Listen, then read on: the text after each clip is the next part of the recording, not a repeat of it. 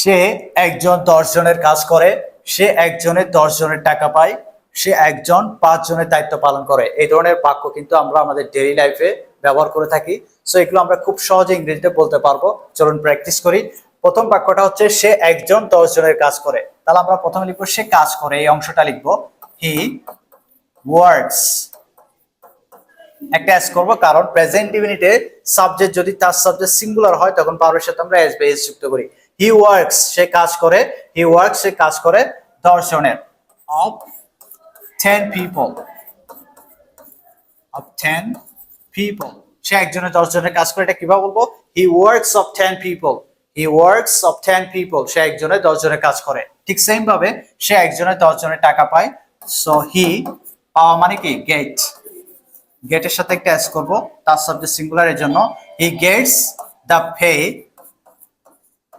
টাকা, একটা নির্দিষ্ট অ্যামাউন্টের পেমেন্ট সে পায়।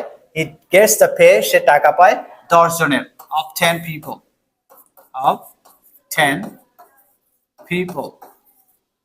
ওকে, he gets the pay of 10 people, he gets the pay of 10 people. সে একজনের 10 জনের টাকা পায়। তারপরে কি বলেছে? সে একজন 5 জনের দায়িত্ব পালন করে। তাহলে সে, হি, পালন করা, that means carry out. So এটা যেহেতু তার সাবজেক্ট সিঙ্গুলার, আমরা ক্যারিস আউট লিখবো, ক্যারিস আউট, দায়িত্ব, the responsibilities, responsibilities. Okay, he ক্যারিস out the responsibilities of 5 people. 5 জনের বলেছে না? 5 পিপল। ওকে, এখানে একটা বিষয় আমি বলে দিই।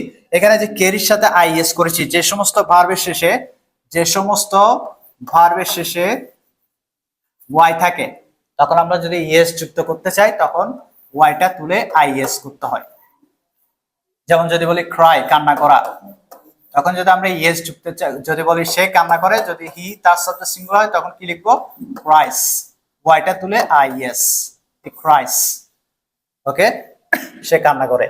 ঠিক তেমনি হি ক্যারিস আউট, সে পালন করে, দ্য রেসপন্সিবিলিটিস, দায়িত্ব, অফ 5 পিপল, 5 জন লোকের দায়িত্ব সে একাই পালন করে। That's all. এখানে আপনাদের প্র্যাকটিসের জন্য আমি একটা বাক্য দিয়েছি, সে একজনের 6 জনের কাজ সামলায়। সামলানো, দ্যাট মিন হ্যান্ডেলস। ওকে, এটার ইংরেজি কি হবে? Right to the comment section.